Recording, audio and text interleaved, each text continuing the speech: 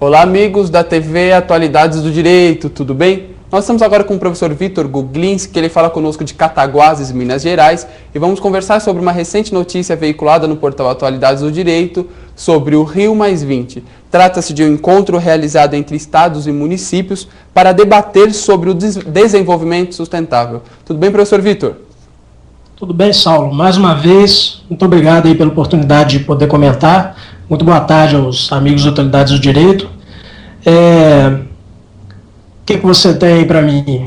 Vitor, quais são suas considerações? E existe aqui algum envolvimento com a tua área de trabalho, que é direito do consumidor, professor? Sim, Saulo, olha, é bastante interessante esse encontro, porque ele versa sobre o desenvolvimento sustentável, principalmente as questões relacionadas ao meio ambiente. E o que há de interessante nisso? Em primeiro lugar, o direito do consumidor e o direito ambiental, eles têm uma relação muito estreita, eles guardam uma interdisciplinaridade, né, o vocábulo correto seria esse, interdisciplinaridade, eles dialogam o tempo inteiro. Por quê? Porque trata-se de direitos chamados de terceira geração, são direitos transindividuais, eles extrapolam a órbita dos indivíduos considerados nas suas relações particulares, individuais, para poder proteger toda a coletividade.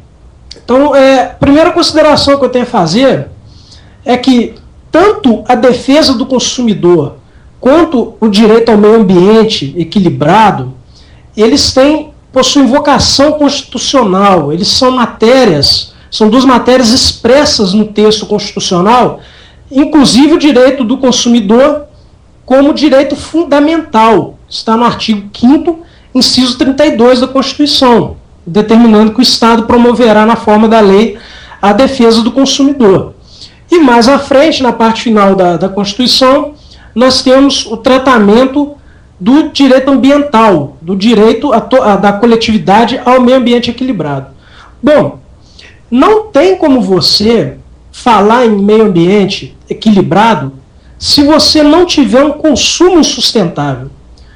O que nós fazemos? Qual a destinação que nós damos ao nosso lixo, por exemplo? Eu, particularmente, vejo ainda, e isso não é um problema de classe social menos favorecida, é o problema de educação do consumidor. Você vê, por exemplo, na rua, a todo momento, pessoas de nível elevado, pessoas abastadas, jogando lixo no chão. Às vezes a lixeira está a 10 metros de distância da pessoa, a pessoa está jogando lixo no chão. Isso é uma coisa nos dias de hoje, Saulo, inconcebível. Nós temos aí uma legislação que visa equilibrar, regular aí algumas situações de consumo, justamente para poder tutelar essa sociedade de massa que a gente vive nela. Então, o meio ambiente equilibrado. Você tem aí, no campo do direito consumidor, um incentivo ao consumo de produtos que respeitem o meio ambiente. Você tem aí papel derivado de reflorestamento, de madeira de reflorestamento, materiais plásticos derivados de reciclagem. Isso tudo são medidas para poder frear um pouco esse impacto ambiental que o consumo de massas tem promovido na nossa sociedade, principalmente após a Revolução Industrial, que é quando a produção se massificou. Anteriormente à Revolução Industrial, toda a produção, o consumo, ela era pontual, ela era personalizada. Depois você teve aí o incremento da indústria produzindo em série. Isso acarretou um consumo em série também. Então é bastante relevante esse debate entre os estados e os municípios para poder conscientizar o consumidor de que, se ele individualmente não tomar determinadas medidas para poder consumir com mais responsabilidade, né, eleger melhor o seu consumo, porque hoje existe uma crítica muito grande ao que é consumido. As pessoas, existe um estudioso inglês chamado John Lane, que ele fala o seguinte, que as pessoas estão ligadas a metas de vida inalcançáveis. Então você às vezes consome, você encontra no ato de consumir um paraíso artificial. Isso eu já tratei na minha monografia, que está até aí no portal do Atualidades do Direito. Eu convido agora o nosso telespectador a acessar essa monografia, que ela é intitulada como A Cultura do Consumo de Massas, um desafio ao novo modelo de Estado democrático de direito. Eu trato de todas essas questões envolvendo o consumo de massa e dos impactos que ele gera. Então, você tem aí vários países, hoje, que têm hábitos de consumo muito mais saudáveis do ponto de vista coletivo. Eu, por exemplo, conheci um rapaz da Nova Zelândia que lá na Nova Zelândia, eles lavam o lixo, para você ter ideia, antes de colocar na lixeira, antes de dispensar esse lixo.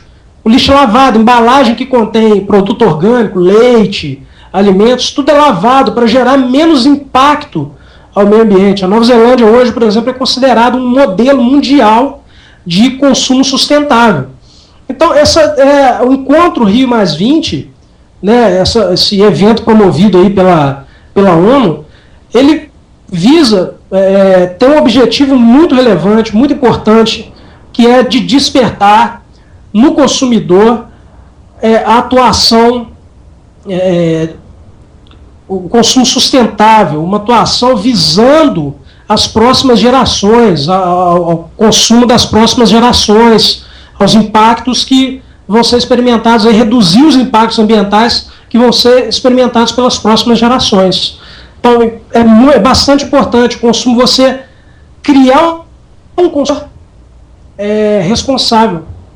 É muito mais fácil você prevenir, inclusive um outro link que eu faço aí, com o princípio da prevenção, é um princípio que informa os dois ramos do direito, o direito consumidor e o direito ambiental.